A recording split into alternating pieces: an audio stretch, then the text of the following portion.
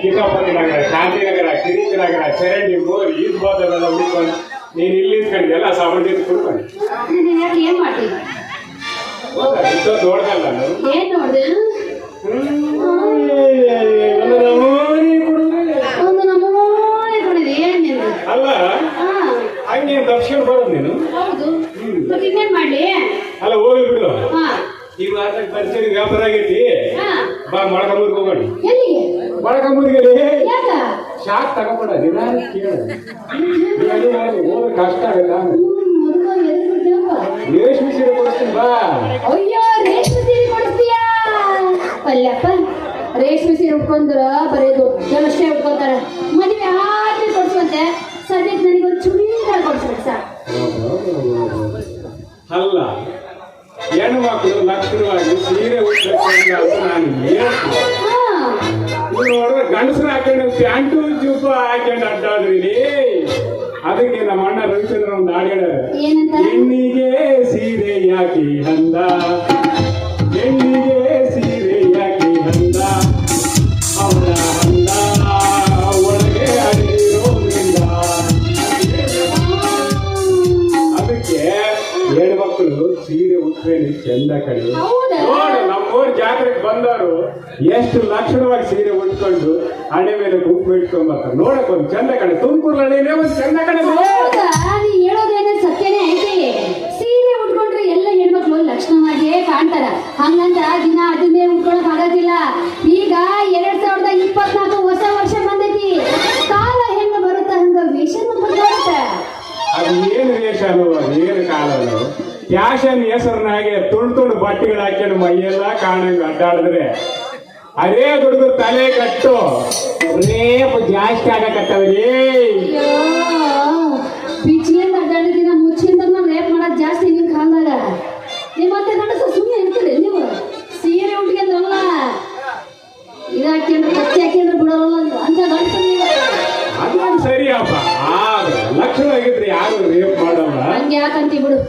ಮೈ ತುಂಬ ಬಟ್ಟೆ ಹಾಕೊಂಡು ಪಬ್ಲಿಕ್ ನಾಗ ಅಡ್ಡಾಡ್ರಿ ಎಲ್ಲಾ ಸರಿ ಹೋಗ್ತದೆ. ನನ್ನ ಮಾತು ಸತ್ಯ. ಏನ್ ಸತ್ಯೋ, ಏನ್ ಸತ್ಯ ಅಂತೀನಿ. ಅಲ್ಲ, ಈಗಿನ ಕಾಲದಾಗ ಹರಿಯದ ಹುಡುಗಿಯರನ್ನೂ ಬಿಡಂಗಿಲ್ಲ, ಸಣ್ಣ ಸಣ್ಣ ಮಕ್ಕಳನ್ನೂ ಬಿಡಂಗಿಲ್ಲ, 70 ವರ್ಷದ ಮುದುಕಿಯರನ್ನೂ ಬಿಡಂಗಿಲ್ಲ. ದಿನ ಬೆಳಿಗ್ಗೆ ಆದ್ರ ಟಿವಿಯಾಗ ಏನಾರ ಒಂದು ಸುದ್ದಿ ಕೇಳ್ತಾನೆ ಇರ್ತೀವಿ. ಅದೆಲ್ಲ ನಿಮ್ಮಂತ ಗಂಡಸಿಂದಲೇ ಆಗೋದು ಅಂತ ಒಪ್ಕೊಂಡ್ಬಿಡು ನೀನ. ಏನ್ ಮಾತು ನಿಜ ರಂಗಿ. ಆದ್ರೆ ಏನ್ ಮಾಡೋದು, ಯುವ ಸಮಾಜ ಹಂಗೆ ನಡೀತಿದೆ. ಏನ್ ನಡೀತೈತೆ ಮಾರಯ್ಯ? ಹಂಗಾಗಿ ದಾರಿ ತಪ್ಪು ಓದ್ತವೆ. ಅಡ್ಜಸ್ಟ್ ಮಾಡ್ಕೋಬೇಕವೆಲ್ಲ. ಅದು ಹೆಂಗ್ ಅಡ್ಜಸ್ಟ್ ಮಾಡ್ಕೋತಿ?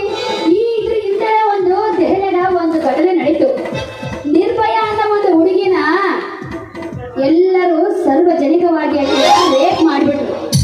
ರೇಪ್ ಮಾಡಿ ಆಕಿ ಮಾನ ಮರದಿನ 3 ಪೆಟ್ಟಿ ಹರಜಾಕಿ ಕೊನೆಗ ಆ ಹೆಣ್ಣು ಮಕ್ಕಳನ್ನ ಕೊಂದೇ ಬಿಟ್ರು. ಆದ್ರ ನ್ಯಾಯಾಲಯ ಅದಕ್ಕೆ ಏನು ನ್ಯಾಯ ಕೊಡ್ತಂದ್ರ ರೇಪ್ ಮಾಡಿದವ ಸಣ್ಣವ ಬಾಲಾಪರಾಧಿ ಅಂತ ಬಿಡುಗಡೆ ಮಾಡ್ಬಿಡ್ತು.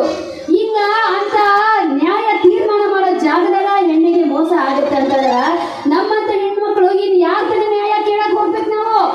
ಅದೊಂದು ನಮ್ಮ ದೇಶದ ದೊಡ್ಡ ದುರಂತರಿ ರಂಗಿ. ಮತ್ತೆ ಹಿಟ್ ರನ್ ಕೇಸ್ ನಲ್ಲಿ ಜನಪ್ರಿಯ ನಟ ನ್ಯಾಯಾಲಯದಲ್ಲಿ ಖುಲಾಸೆ ಕೊಟ್ಬಿಟ್ಟು ಅದಕ್ಕೆ ಅಂತ ನ್ಯಾಯ ಕೊಟ್ಟ ಹುಡುಗರುಗಳು ಅದಿರ್ಲಿ ರಂಗಿ. ಅದಕ್ಕೆ ಹೇಳೋದು ಅಲ್ಲ ಅಲ್ಲ, ಅದಕ್ಕೆ ತಡಿ ತಡಿ ಶೆಟ್ಟಿ, ಒಂದು ಇನ್ಫಾರ್ಮೇಶನ್ ಪ್ಲೀಸ್ ಬನ್ನಿ ಬಾ. ಅದಕ್ಕ ನಾನು ನೀನು ಇಬ್ರು ಜೋಡಿ ಕೂಡಿ ಇವ್ರಿಗೆ ಹೇಳಲ್ಲ, ಯಾವುದೇ ಹೆಣ್ಮಕ್ಳನ್ನಾಗ್ಲಿ ಕೆಟ್ಟ ದೃಷ್ಟಿಯಿಂದ ನೋಡ್ಬೇಡ್ರಿ. ಏನೇ ಇದ್ರು ಒಳ್ಳೆ ದೃಷ್ಟಿಯಿಂದ ನೋಡ್ರಿ. ಈ ನಮ್ಮ ಭಾರತ ದೇಶದಾಗ ಹೆಣ್ಮಕ್ಳಿಗೆ ತನ್ನದೇ ಆದಂತ ಮಾನ ಮರ್ಯಾದೆ ಬಿರುದು ಎಲ್ಲ. ಹೌದಾ? ಮತ್ತೆ ನಾನ್ ಎಂತ ವಿಷಯ ಹೇಳಕತ್ತೀನಿ, ನೀ ಕಾಮಿಡಿ ಮಾಡ್ತೀನಿ. ಅದಕ್ಕ ಎಲ್ಲ ಹೆಣ್ಮಕ್ಳನ್ನ ಗೌರವದಿಂದ ನೋಡಂತ ಕೈ ಮುಗಿದು ಕೇಳ್ಕೊತೀನಿ ನಾನು. ಆಯ್ತಾಯ್ತು, ಒಳ್ಳೇದಾಗ್ಲಿ. ಅದಿರ್ಲಿ, ರೇಪ್ ರೇಪ್ ಅಂತ ಹೇಳ್ತಿದ್ದಲ್ಲ, ನಿನಗೆ ಯಾವತ್ತಾದ್ರೆ ಅನುಭವ ಆಗೈತೆ? ಎಲ್ಲ ರೇಪ್ ಮಾಡ್ಕೋಬೇಕಂತ ಯಾರು ಬರವಲ್ಲ ಕಾಯ್ತೀಯ? ನಾನು ಅದನ್ನ ತಗ ರೇಪ್ ಮಾಡೋದಂತ ಬಹಳ ಆಸೆ ಐತಿ. ಅದು ನಿನ್ನೆ ಮಾಡ್ಬಿಡ್ತಾಗ ಮಾಡ್ಬಿಟ್ಟಾಗ 70 ವರ್ಷದ ಮುದುಕ ಪಂಪ್ ಸೆಟ್ ನೀರು ಖಾಲಿ ಆಗ್ಯಾವ. ಏನ್ 30 ಅಷ್ಟೇ. ಪಂಪ್ ಸೆಟ್ ಮಾತ್ರ ಪಿಕಪ್ ಜೋರ್ ಐತಿ.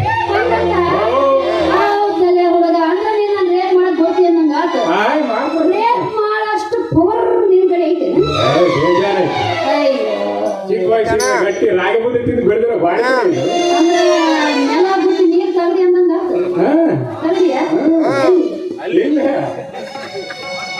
ನೋಡ್ರಪ್ಪ ಇಲ್ಲೇ ತಗದಂತ ಹುಷಾರಾಗಿದೆ ಎಲ್ಲೆಲ್ಲಿ ನೀರ್ ಬಿಟ್ಟಂಗ ಗೊತ್ತಿಲ್ಲ ನೋಡ ಈಗ ಬೇಡ ಶೆಟ್ಟಿ ಏನೇ ಆಗ್ಲಿ ನಾವು ನ್ಯಾಯಯುತವಾಗಿ ಮದುವೆ ಆಗೋಣ ಆಯ್ತು ಇನ್ನ ಒಂದ್ ವರ್ಷ ಪ್ರೀತಿ ಮಾಡೋಣ ಲವ್ ಮಾಡಿ ಮದ್ವೆ ಆಗಿ ಹನಿಮೂರಿಗೆ ತಿರುಪತಿಗೆ ಹೋಗ್ಬಿಡೋದು ಅಲ್ಲ ಇನ್ನೊಂದು ವರ್ಷ ಆತಲ್ಲ ಬೆಳಿಗ್ಗೆ 7 ಗಂಟೆ ಕಾರಕ್ಕೆ ನಾವು ಊರಿಗೆ ಅವ್ನಿಗೆ ಹೋಗ್ತೀಯ ನೀನು ಎಲ್ಲಿ ಒಂದು ವರ್ಷ ಪ್ರೀತಿ ಮಾಡ್ತಲ್ಲ ನೀಯ ಮನೆಗೆ ಕರ್ಕೊಂಡು ಹೋಗೋಣ ಮನೆಗೆ ಹೋಗೋಣ ಮನೆಗೆ ಹೋಗಿ ಈಗ ಬ್ಯಾಗ ತುಂಬ ನಿಂದು ಅಲ್ಲೇ ಮಾಡೋಣ ಪ್ರೀತಿನ ಶುರು ಮಾಡೋಣ ನಡಿ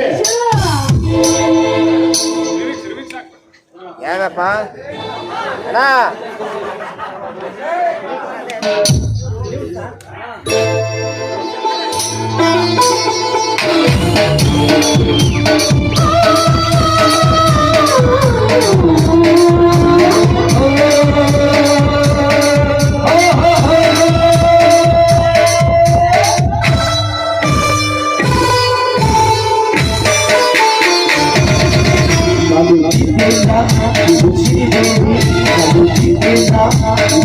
Baby,